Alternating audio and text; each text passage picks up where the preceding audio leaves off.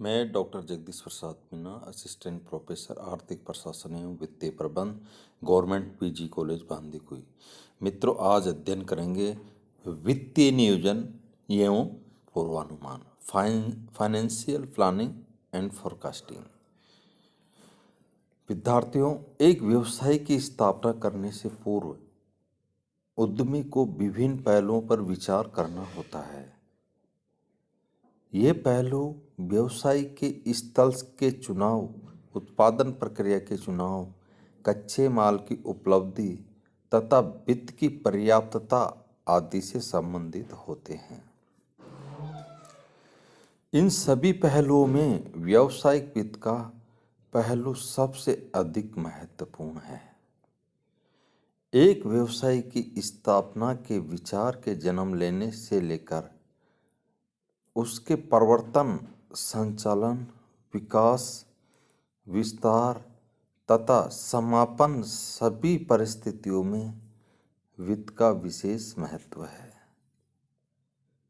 एक व्यवसाय के लिए सदैव ही पर्याप्त व्यावसायिक वित्त उपलब्ध होना चाहिए, अन्यथा वह कुशलतापूर्वक नहीं चल सकता है। व्यावसायिक वित्त की समुचित व्यवस्था करने के लिए ठोस वित्तीय नियोजन आवश्यक है। अतः ये कहना ठीक ही है कि पर्याप्त वित्तीय नियोजन के बिना व्यवसाय जीवित नहीं रह सकता, या प्रभावपूर्ण वित्तीय प्रबंध के बिना कोई व्यवसाय प्रगति नहीं कर सकता।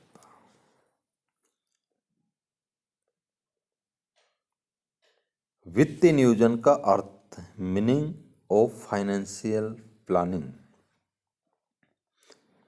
वित्तीय नियोजन का आज से उपक्रम के मूल उद्देश्य की प्राप्ति हेतु वित्तीय क्रियाओं का अग्रिम निर्धारण। वित्तीय नियोजन के अर्थ के संबंध में विभिन्न विद्वानों के विचारों में भिन्नता पाई जाती है। वित्तीय नियोजन के संबंध में विभिन्न विद्वानों के विचारों को दो वर्गों में विभाजित करके अध्ययन किया जाता है: संकीर्ण अर्थ में वित्तीय नियोजन तथा विस्तृत अर्थ में वित्तीय नियोजन। संकीर्ण अर्थ में वित्तीय नियोजन, इस अर्थ में वित्तीय नियोजन का तात्पर्य संस्था के लिए आवश्यक पूंजी के पूर्वानुमान से लगाया जाता है। इस विचार के समर्थकों के अनुसार वित्तीय नियोजन का तात्पर्य संस्था की पूंजी संरचना निश्चित करने से होता है, अर्थात संस्था पूंजी का कितना भाग अंश पूंजी से तथा कितना भाग ऋण पूंजी से प्राप्त करें। ये विचारधारा त्रुटिपूर्ण है, क्योंकि ये वित्तीय नियोजन के केवल एक पक्ष पर विचार करती है कि संस्था अपनी पूंजी किन साधनों से प्राप्त करे। ये विचार संकीर्ण भी है, क्योंकि इसके द्वारा संस्था की वित्त संबंधी समस्त समस्याओं का अध्ययन एवं विश्लेषण संभव नहीं है। विस्तृत अर्थ में वित्तीय नियोजन। विस्तृत अर्थ में वित्तीय नियोजन का तात्पर्य व्यवसाय के लिए वित्तीय उद्देश्यों का निर्धारण, वित्तीय नीतियों का निर्माण तथा वित्तीय प्रविधियों का विकास करना है। इस अर्थ में वित्तीय नियोजन के अंतर्गत फर्म के लिए आवश्यक साधनों का अनुमान लगाने, उनको प्राप्त करने के लिए विभिन्न साधनों का चुनाव करने तथा वित्तीय नीतियों के निर्धारण एवं लागू करने को शामिल किया जाता है। आर्थर एस डेविंग के मतानुसार वित्तीय नियोजन में निम्न 3 बातें सम्मिलित की जाती है। फर्स्ट है पूंजीकरण। पूंजी की आवश्यक मात्रा का अनुमान लगाना। नेक्स्ट है पूंजी संरचना, कैपिटल स्ट्रक्चर। पूंजी के विभिन्न स्रोत निश्चित करना तथा पूंजी में विभिन्न प्रतिभूतियों का पारस्परिक अनुपात निश्चित करना। थर्ड है पूंजी का प्रबंध। ये देखना कि पूंजी का लाभप्रद एवं उचित ढंग से प्रयोग हो रहा है। डेविंग की वित्तीय नियोजन की उपरोक्त धारणा काफ़ी उचित है, परंतु ये वित्तीय नियोजन के स्वभाव व कार्य क्षेत्र को स्पष्ट नहीं करती। इस संबंध में वॉकर एवं वागन की परिभाषा अधिक सटीक प्रतीत होती है।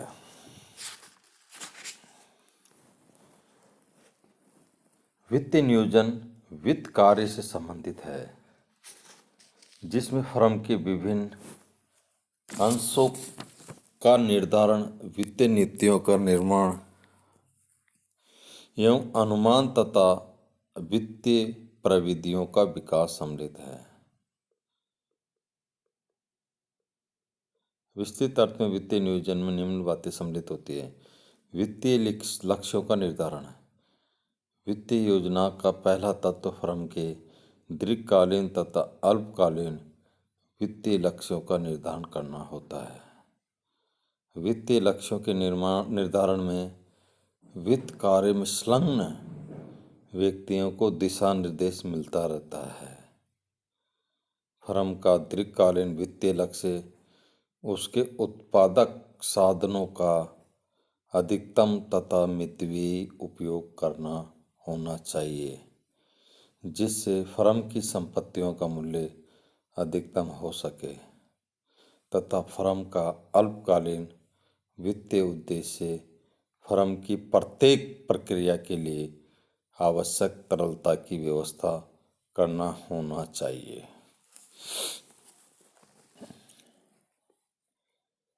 वित्तीय नीतियों का निर्माण। वित्तीय नियोजन का दूसरा महत्वपूर्ण पहलू ऐसी वित्तीय नीतियों का निर्माण करना है जिससे वित्तीय लक्ष्यों की पूर्ति हो सके। इस संबंध में निम्न वित्तीय नीतियां महत्वपूर्ण है। पूंजी की आवश्यक मात्रा निश्चित करने वाली नीतियां। पूंजी प्रदान करने वाले पक्षों से फर्म के संबंध निश्चित करने वाली नीतियां। स्वामी पूंजी एवं ऋण पूंजी का अनुपात निर्धारित करने वाली नीतियां। विभिन्न स्रोतों से पूंजी प्राप्त करने के संबंध में निर्णय लेने में सहायक नीतियां। आय के वितरण में सहायक नीतियां। स्थायी संपत्तियों व चालू संपत्तियों के कुशल प्रबंध में सहायता देने वाली नीतियां। ये नीतियां वित्त विभाग में विभिन्न स्तरों पर काम करने वाले अधिकारियों द्वारा बनाई जाती है। इन नीतियों के पालन में पूंजी के अनुकूलतम तथा कुशलतम प्रयोग में सहायता मिलती है। वित्तीय प्रविधियों का विकास। Developing financial procedures. वित्तीय नियोजन का तीसरा पहलू वित्तीय प्रविधियों का विकास करना है। इस कार्य के लिए वित्त कार्य को छोटे छोटे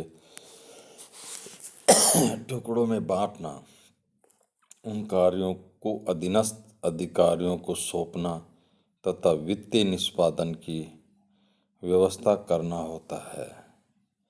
वित्तीय निष्पादन के लिए प्रमाप निर्धारित किए जाते हैं तथा वास्तविक प्रगति को प्रमापों के संदर्भ में जांच कर विचलन ज्ञात किए जाते हैं। विचलनों एवं विसंगतियों को रोकने के लिए वित्तीय नियंत्रण आवश्यक है। वित्तीय नियंत्रण के लिए बजटीय नियंत्रण, लागत नियंत्रण, वित्तीय विवरणों का विश्लेषण एवं निर्वचन आदि विधियों का प्रयोग किया जाता है। वित्तीय नियोजन की प्रकृति अथवा विषय वस्तु। नेचर और subject matter of the financial planning. एक संपूर्ण वित्तीय योजना में निम्न विषयों का समावेश किया जाता है।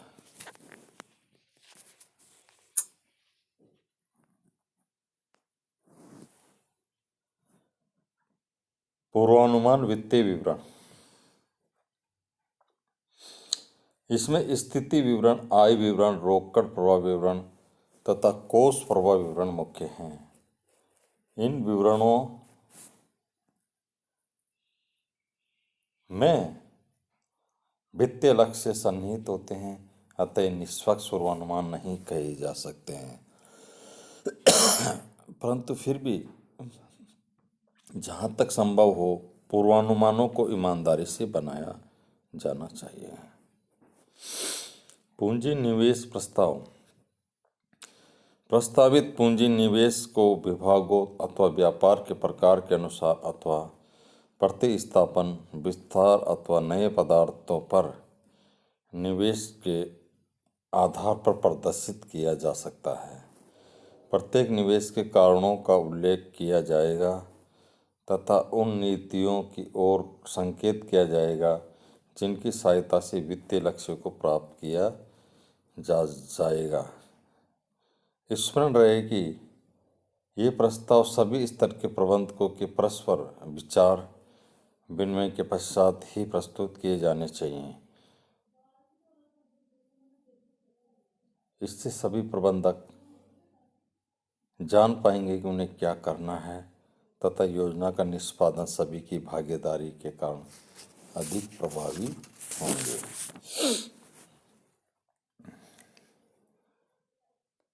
नियोजित वित्त व्यवस्था। किन साधनों से वित्त जुटाया जाए, ये एक जटिल प्रश्न है। इसके लिए अनेक बातों पर ध्यान देना होता है। यदि कंपनी उदार लाभांश नीति का अनुसरण करती है तथा निवेश आवश्यकताएं भारी है तो बाह्य साधनों से वित्त जुटाना आवश्यक हो जाता है। यदि वर्तमान आय में गिरावट की प्रवृत्ति है तो समस्या अधिक गंभीर होती है तथा कंपनी को अल्पकालीन ऋण अथवा परिवर्तनशील ऋण पत्र निर्गमन करना अभिष्ट माना जाता है। इसके विपरीत कुछ कंपनियों के समक्ष निवेश के अवसर शून्य होते हैं किंतु उनके रोकड़ प्रवाह अत्यस्त होते हैं तथा लाभांश नीतियां भी अनुदार होती है। ऐसी कंपनियों की वित्तीय योजनाएं एक रूढ़ी की भांति होती है तथा प्रबंधकों के समक्ष तनावपूर्ण स्थितियां नहीं आती है।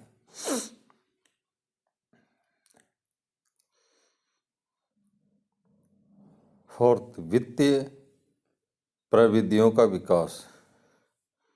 इसके अंतर्गत वित्तीय कार्यों को छोटे छोटे उप विभागों में बांटा जाता है। इसके पश्चात इन कार्यों को अधिकारियों में बांटकर उनका निष्पादन एवं नियंत्रण किया जाता है। इसके लिए बजटीय नियंत्रण, लागत नियंत्रण, प्रमाप लागत, सीमांत लागत एवं वित्तीय लेखों के निर्वचन एवं विश्लेषण आदि तकनीकों का प्रयोग किया जाता है। नेक्स्ट है वित्तीय नीतियों का निर्धारण। वित्तीय नियोजन के अंतर्गत पूंजी की मात्रा निश्चित करने, ऋण व स्वामित्व पूंजी का परस्पर अनुपात निश्चित करने, पूंजी के विभिन्न स्रोतों का चुनाव करने, आय का विवरण करने तथा स्थिर व परिवर्तनशील संपत्तियों की कुशल प्रबंध करने संबंधी नीतियां सम्मिलित है। हॉर्थर एस डेविंग ने वित्तीय नियोजन के लिए निम्न 3 बातों का समावेश किया है। पूंजी की आवश्यक मात्रा का पूर्वानुमान अथवा पूंजी का निर्धारित करना, पूंजी के प्रबंध एवं नियंत्रण की नीतियां निर्धारित करना, पूंजी के स्रोतों का निर्धारण एवं उनका पारस्परिक अनुपात निश्चित करना।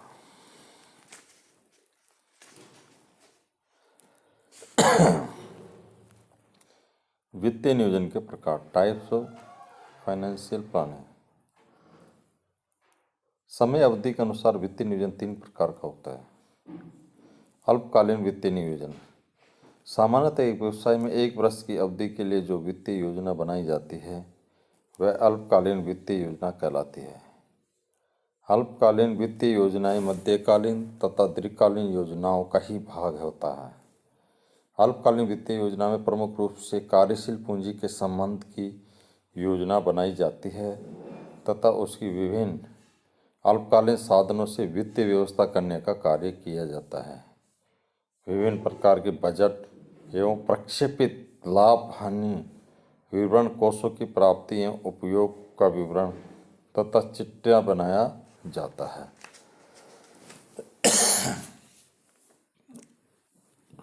मध्यकालीन वित्तीय नियोजन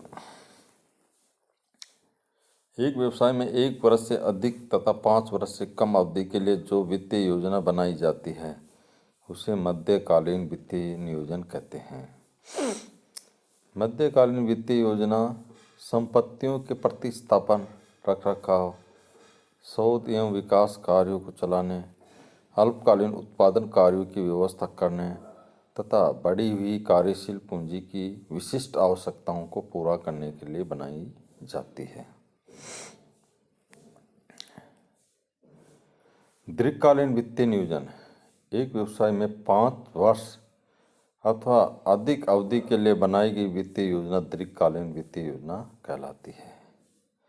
दीर्घकालीन वित्तीय योजना विस्तृत दृष्टिकोण पर आधारित योजना होती है जिसमें संस्था के सामने आने वाले दीर्घकालीन समस्याओं के समाधान हेतु कार्य किया जाता है। इस योजना में संस्था के दीर्घकालीन वित्तीय लक्ष्यों को प्राप्त करने हेतु पूंजी की मात्रा, पूंजी ढांचे, स्थायी संपत्तियों के प्रतिस्थापन, विकास एवं विस्तार हेतु अतिरिक्त पूंजी प्राप्त करने आदि को शामिल किया जाता है।